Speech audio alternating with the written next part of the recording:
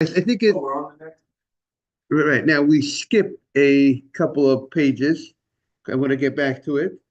So we're now, Oh, that's why. Okay. yeah, that's why we move so fast.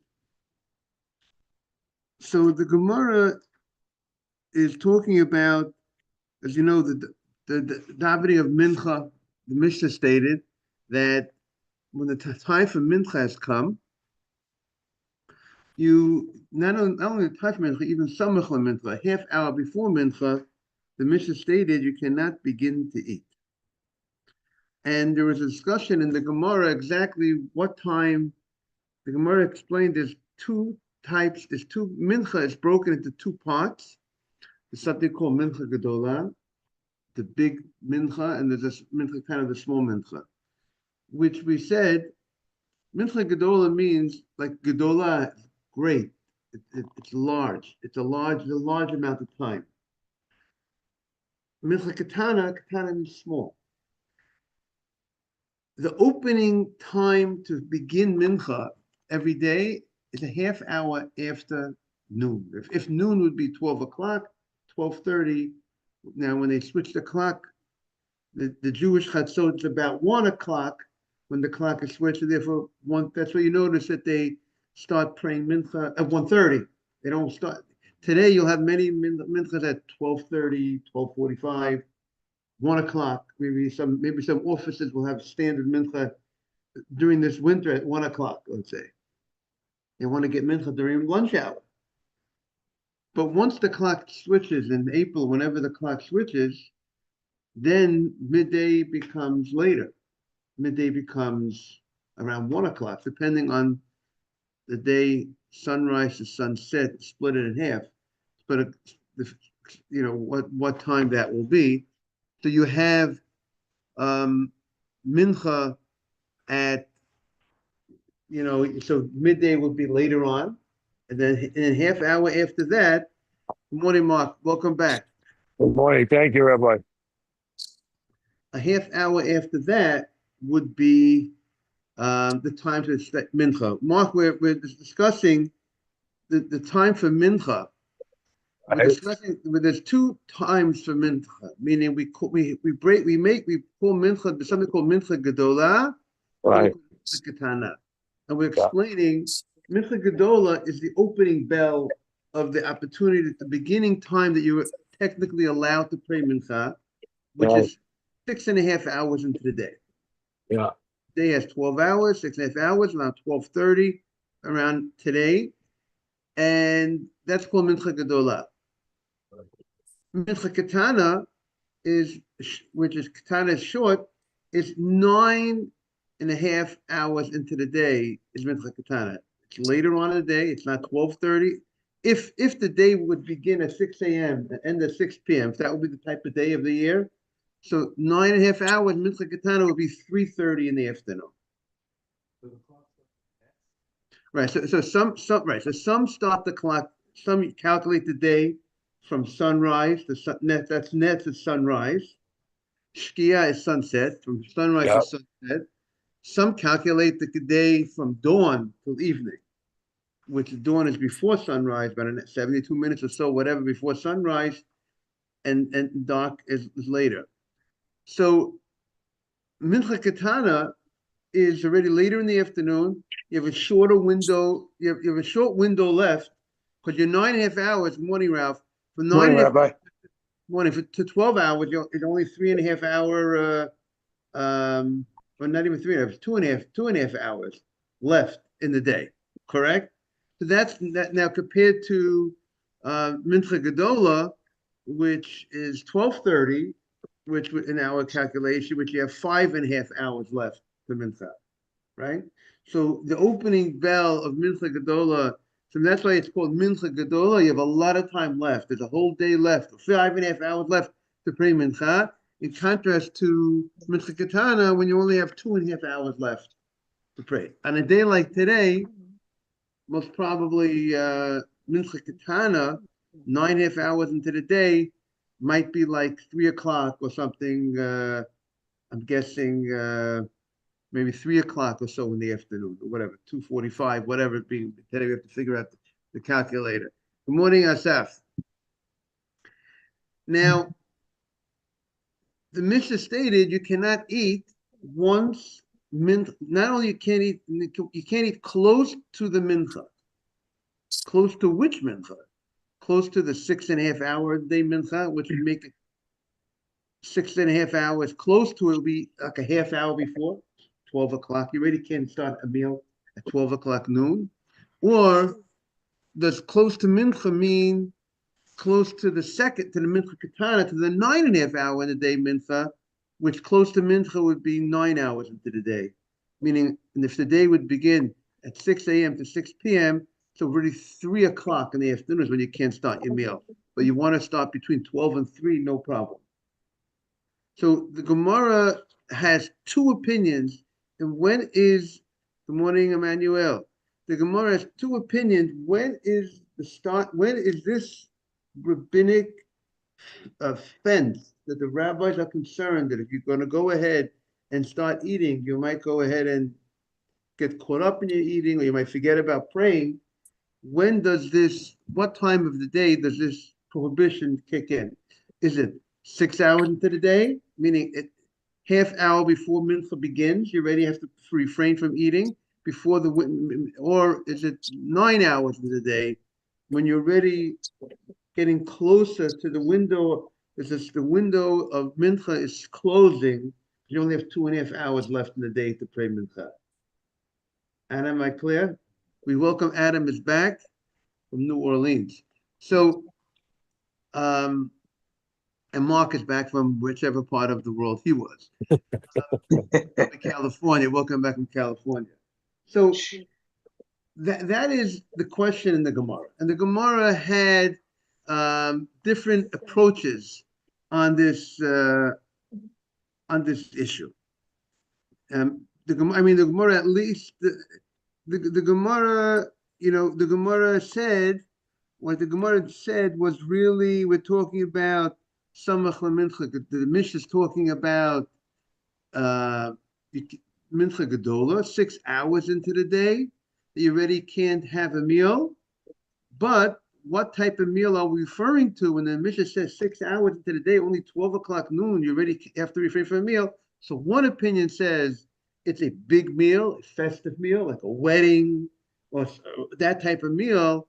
So that's the meal you have to already stop already early in the day at 12 o'clock.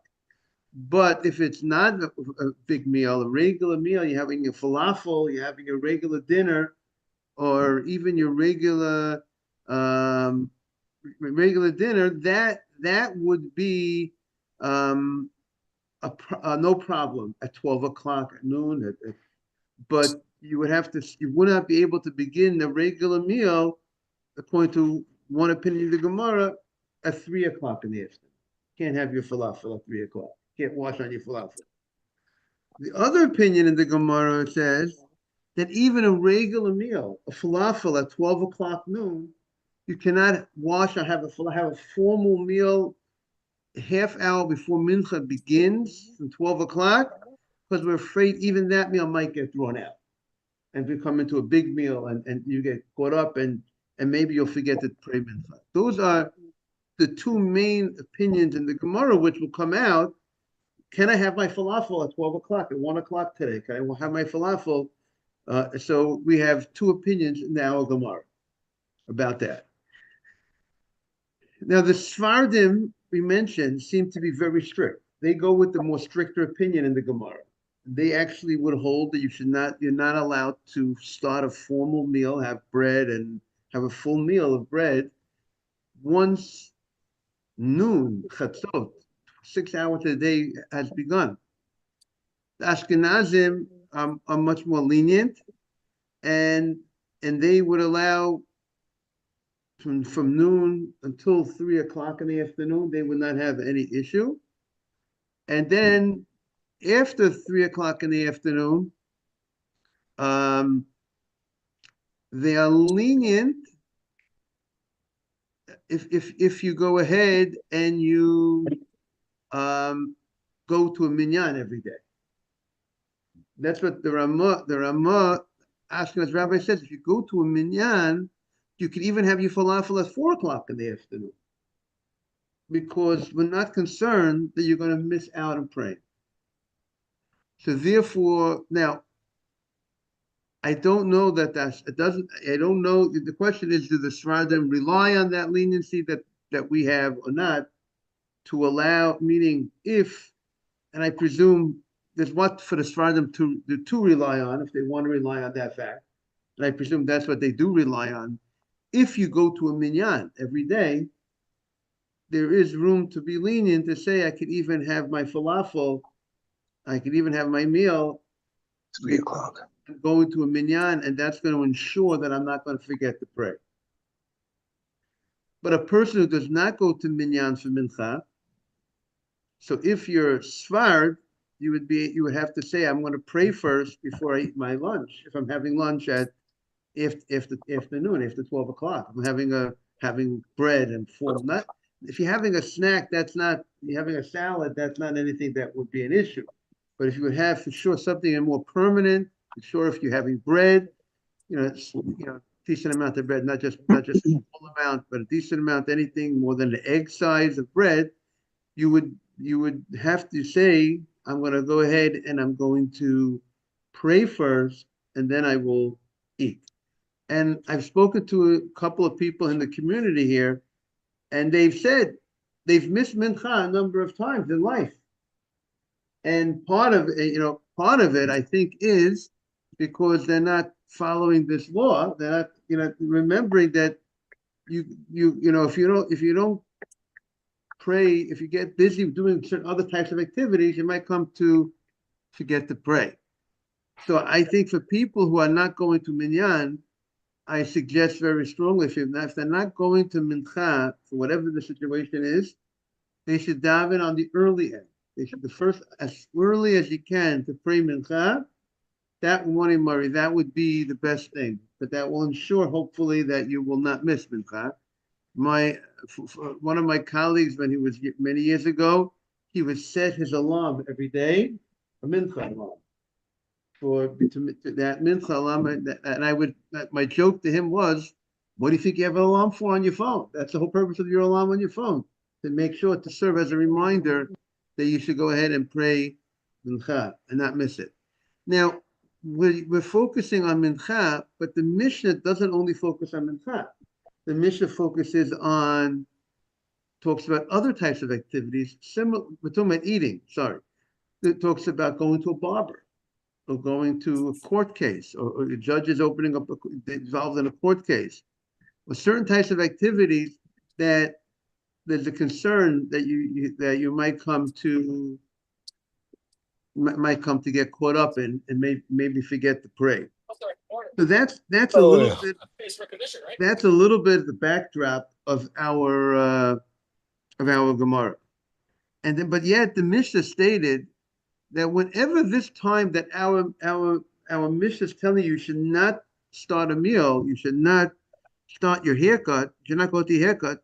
Yet the Mishnah stated if you did start your meal, you did start your haircut, you don't have to stop it as long as you have enough time after the finishing of that meal or that haircut to pray.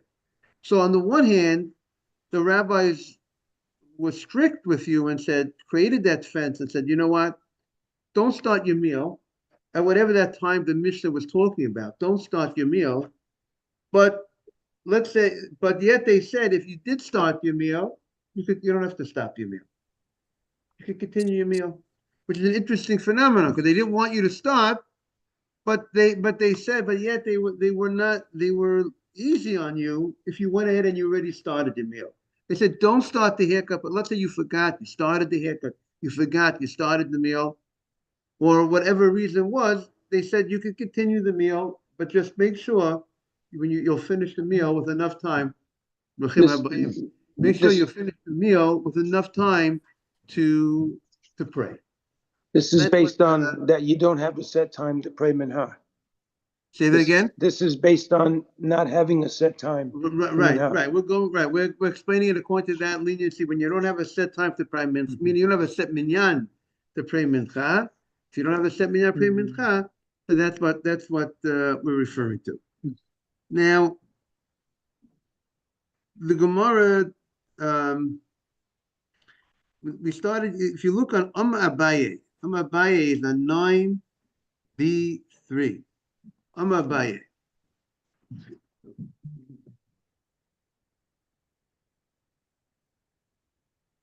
There was a very interesting discussion.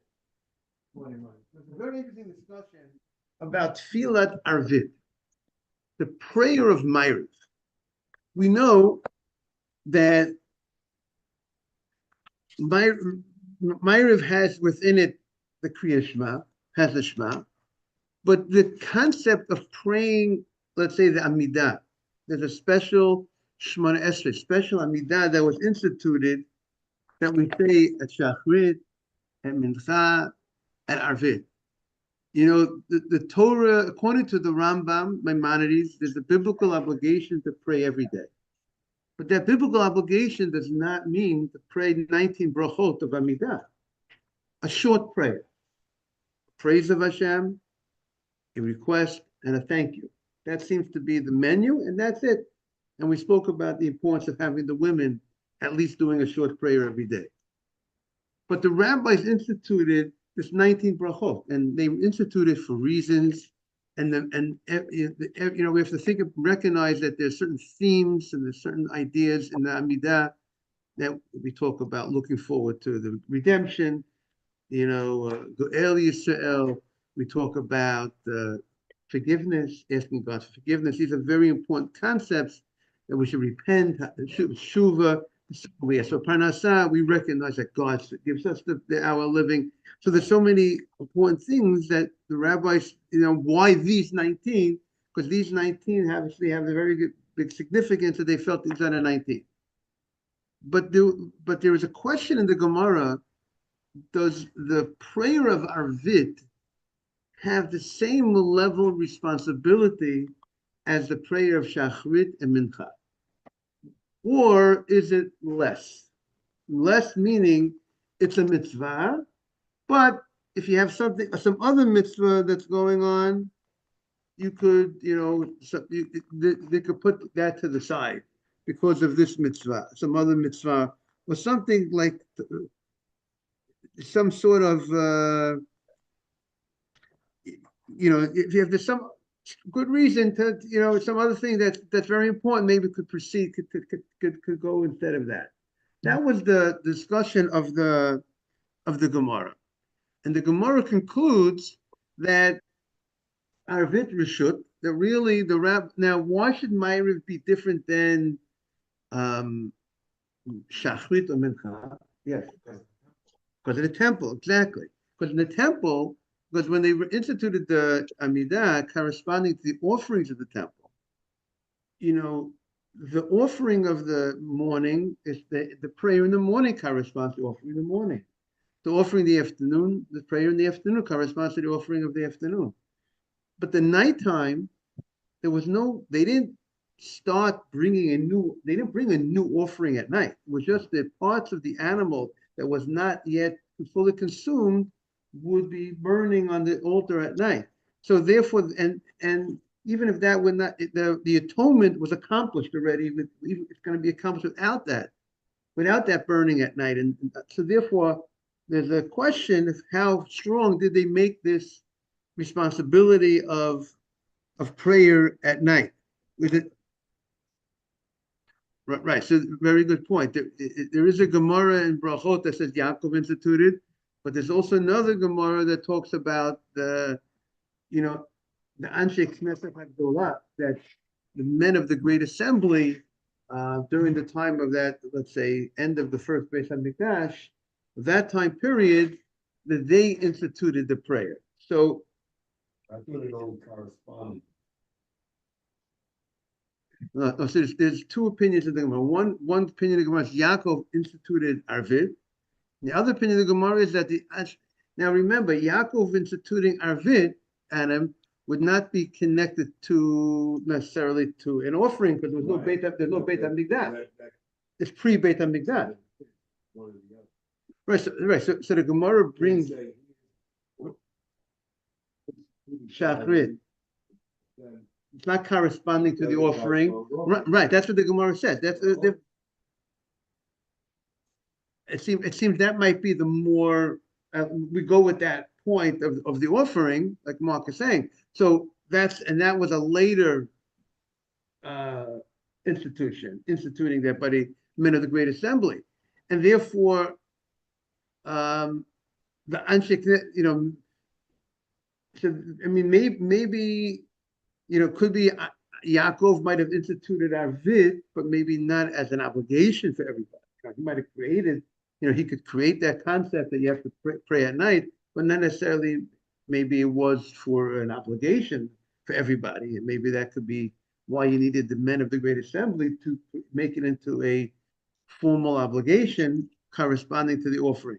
But being that said, the Gemara concludes that even though Arvit is a mitzvah, and you're supposed to do a mitzvah, but this type of mitzvah is not the same level of responsibility as other mitzvot. And if something, like we said, if there's some other need that has to be taken care of,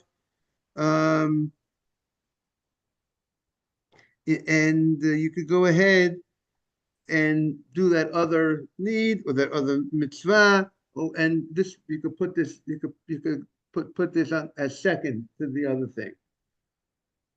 But it says that the people accepted eventually this mitzvah of Arvit they accepted upon themselves like an obligation. So therefore, practically, Arvit now has the same level of obligation like Shachrit and Mincha. The way we treat it is the same way we would treat Shachrit, Mincha regarding responsibility.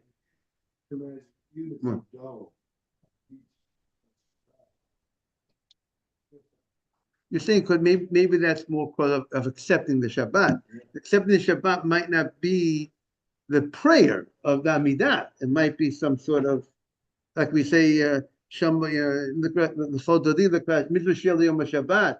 But it might not be that Friday night we say a 7 brachot prayer. It might not be that 7 brachot prayer. So with that being said, Abaye said now. Abaye, it's still the lowest of the three as far as. I'm saying, but now that they accepted upon themselves as an obligation, I don't know if there's any practical way to say that it's lower in any practical sense. Meaning the same way you miss mincha, someone misses, not you. So you have to make it up by Arvit. If you miss Arvit, you have to make it up in the morning. Someone came over to me last week, said, Rabbi, I missed Arvit. I said, what do I do? So in the morning, after you finish your first Amidah, which is the regular Amidah for the morning, you take 3 steps, took 3 steps back, wait a few seconds, then go forward and then repeat a second, a new Amidah to make up for that you missed out on the night Amidah. So I don't see now also there's something unique about Arvit that's not in Mincha, is that it carries with it the Kriyat Shema. So that's a very big deal. Sometimes if a guy misses Arvit, he not only misses Arvit, he misses the saying Kriyat Shema at night too sometimes, and then he missed that biblical obligation of Kriyat Shema. What? That there's no makeup. There's no makeup. If you miss that night, if a guy misses Kriyat Shema, you don't have to say Kriyat Shema in the morning. You don't have to say the Shema in the morning if you missed it at night. Hopefully he said the Shema before he went to sleep, so maybe he got at least the Shema on that deal. And by the way, that's why I think it's a very good habit to always say the 3 parashot of Kriyat Shema before one goes to sleep, because in case ever the guy forgot to pray, at least he got the Kriyat Shema in, the Shema. But with that being said, Abaye says the following. Abaye says, Oma Abaye, Hani Chavroi Babloi. Our friends, our Babylonian friends, which Abaye, let's say, was in the Holy Land in Israel, and it refers to his friends, his colleagues in Bavel. Lamandi Oma Tfilat Arvit Rishut. According to the one that says Ma'ariv is Rishut, doesn't have that level of obligation like Mincha and Shachrit. Kivan the shari lehem yoneh, once he takes off his belt, lo matachin leh. We're not going to go ahead and bother him to go ahead and put back his belt. Now, what does that mean? The Gemara says in Babylon, they were Monei Ariel.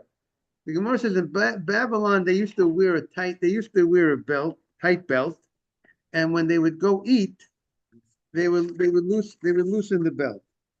That's what and he went ahead and he says, listen, if Arvit would not be the level of obligation like Mincha, so once you open your belt to pray, so we're not going to ask you to stop your meal or put back your belt and then pray right away. Rather, we'll say, go ahead, eat your meal. And then after you eat your meal, then you go ahead and you will pray. Now, if you did not untie your belt, you have to go ahead and pray first, because Arvid, even if it's not obligation like Mincha, you still have a mitzvah to pray Arvid. But here, where you already, so to speak, started eating, because the Gemara says, when does the meal begin? We said when you start a meal, the Mishnah stated you don't have to stop your meal, you can continue your meal, and then after your meal, pray Mincha. When does the meal begin? You would have thought the meal begins when you start eating. And the Mishnah was no, the meal begins when what? When you loosen the belt. So here, that's Abaye says, listen, if Arvit is not the same level obligation, so if you loosen your belt, you could already go ahead. We're not going to ask you, okay, put back your belt to pray. Okay. And then you can finish eating, go eat now, and then after you pray Arvit. So the Gemara shoots back and says, you know what, Abaye sounds like this. If you hold Arvit is not the same level of obligation of, again, no one should come away from this class. I want to be very careful. It says in Pirkei Avot, rabbis, be careful with your words.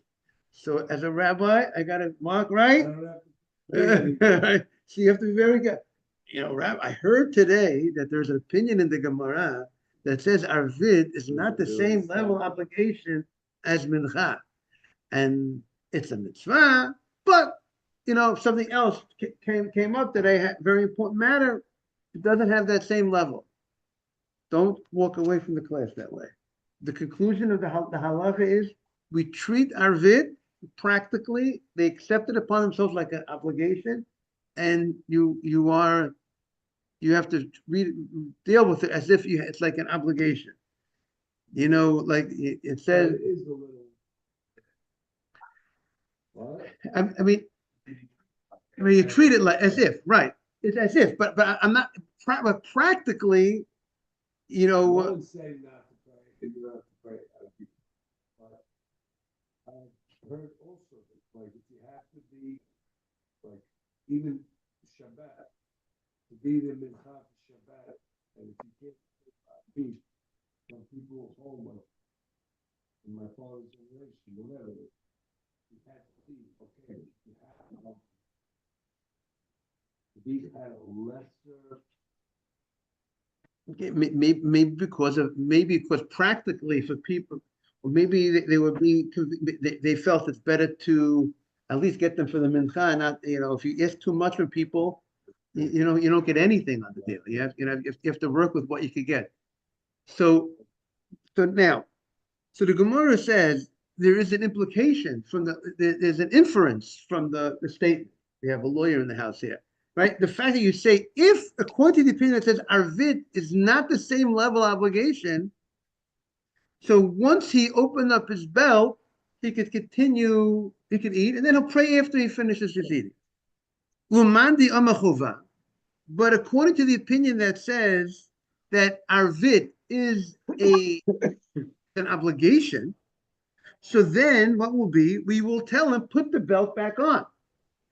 Even though you started, so to speak, you already took off your belt, Yet we're saying you would have to, if it's an obligation, you have to put on, like mincha, like you have to put back your belt. But the Gemara's question is, what do you mean? V'ha tfilat mincha, the prayer of mincha. The lakuliyam, by the way, people who do things the shortcut, or people, they're losing out. You know what I'm saying? People who don't, you know what I'm saying? People who don't treat things the way they should, or they think there's a leniency, whatever it is, you know, whose benefit is all for, it's all for us. You know what I'm saying? We us praying and right, Ariel? Got the name right? It's all for us. So the Gemara says, "Vatfilat mincha." We are now on 9b3 on the right side. Vatfilat mincha. There was never a question whether mincha was an obligation or not. There was a question about the amidah and about arvid. Was it an obligation? Not an obligation. Like mincha, not definitely a mitzvah. There was never a question whether it was a mitzvah. The question was whether that level of mitzvah or not. We learned in the Mishnah, if you began the eating, which means taking off your belt, or if you began your haircut, which means once they put the apron on you, by the way, for thousands of years, they've been, you know, when you go into a barber shop, they put that little, whatever they call that apron on you. That's been going on for thousands of years. The Mishnah the Gemara talks about it, that the hair should not go on your clothing. Nothing has changed. And once they put that on you, that's called you started, and the Mishnah stated that you could continue. You don't have to stop and take it off. You could actually continue to finish the haircut and then pray. So, But that wouldn't apply. so by mincha, but that would not apply. So the Gemara is saying like this: by arvid, if arvid would be an obligation, then you would have to take off the thing and pray. And you can't just wait till after you finish your eating or finish your haircut. What Emmanuel? But if arvid is an obligation, so again, arvid, if it's an obligation, it says you would have to stop what you're doing and go pray first. But you all agree. It's an obligation. Always have. So that's going to be the worst question, because mincha, we said, even though it is an obligation, it says you could continue eating. So mincha, you could continue eating if we allow you to continue eating by mincha. So, and it's an obligation. So, right, you can continue doing that. So you just told me that arvid, if it's an obligation, you would have to go ahead and what, and stop. But we see mincha, it's an obligation. There's no question about its level of obligation, and yet we say you don't have to stop. That's the Gemara's question. Utnan, you do not have to stop. Morning, Moshe. You don't have to stop for mincha. Once you took off your belt, you could go ahead and finish that meal. Go ahead and eat. You already started, and then pray. So the Gemara says a fascinating, now on Yud Amud Aleph, 10a. The Gemara says something fascinating. Hatam lo shchicha shiklut. We welcome everybody to join us. Hatam lo shchicha shiklut. Mincha time is not a time period that people generally get intoxicated with the drinks. And therefore, we're not so concerned. We go ahead, and what do? If you started, you already took off your belt, you loosen your belt, you're eating, go eat. And then after you finish eating, because you're going to be eating, but you're not going to be drinking much at mincha, and then you go ahead and you will pray mincha afterwards. However, nighttime, look at Manhattan, what are they doing after 5 o'clock? What's going on after 5 o'clock? What's unbelievable? The bars, right? You don't want to know. Exactly. We don't want to know. Let's shield the people from it. It's good. We don't want. What? See, when you know what's bad that's going on, you know what to stay away from.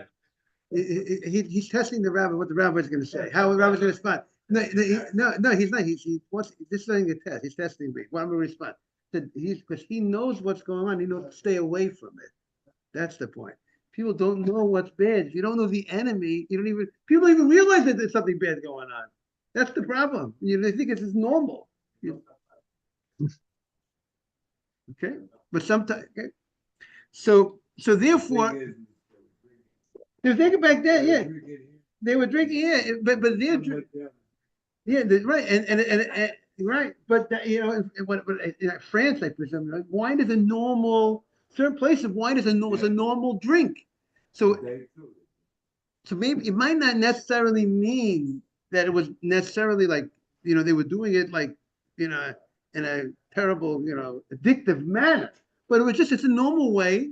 And wine is very nourishing and it gives them a little high, and therefore there's a concern if you're going to go ahead and allow him to continue his meal, and once he opened up his belt, he's going to continue his meal, and then he might become tired, gets drunk, intoxicated, and then next thing you know, it's the morning, and you missed out on our vid.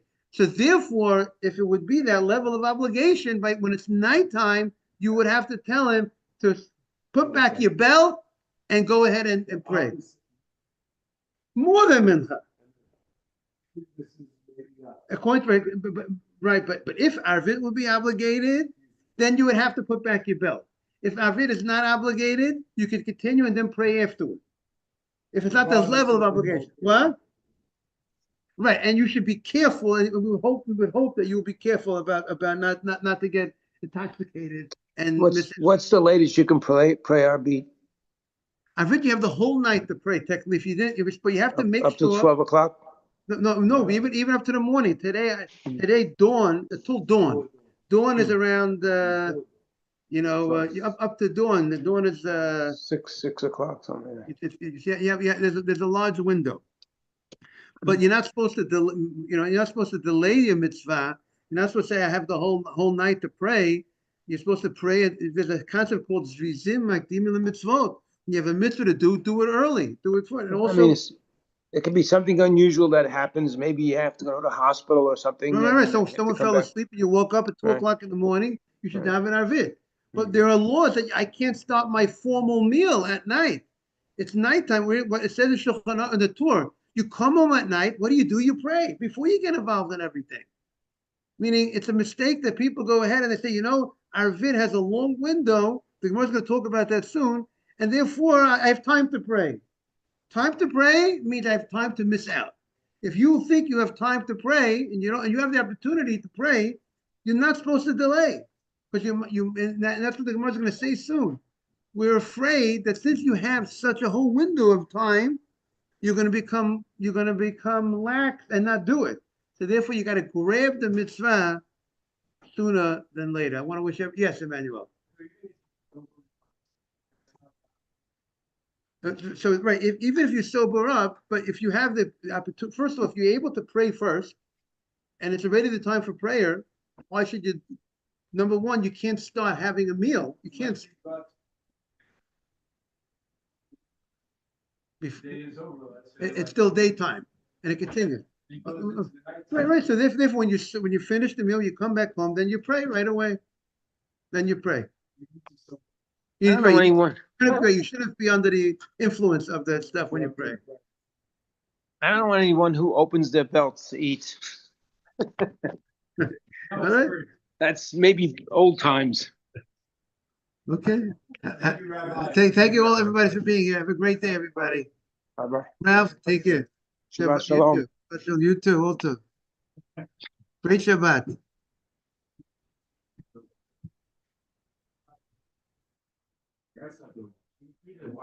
A big meal. Right. Is it because you have a set time? So you have a set time to pray. But also the question is, I have to look at the Aruch HaShulchan. I'm not sure that our Shabbat meal is called that. It is a big meal, but it could be it's not that level of a meal of that the Gemara is talking about, like a wedding meal. A wedding meal would be a type of meal that's considered, grand. The Shabbat meal, but the way it could be, the way our meals today, it could be, I might be considered like a Suda Gedolah, big meal. Back in the day, a regular Shabbat meal, even back 100 years ago in Europe, I don't believe that the meal in Europe 100 years ago, even if they held that not be a big meal, doesn't compare to our meals we have today, right? Set time for mid, right? To say like exactly, you come home, you wash at 12:30, you wash, and it's already time for mincha, and it's already it's the big, and you're having a big meal also.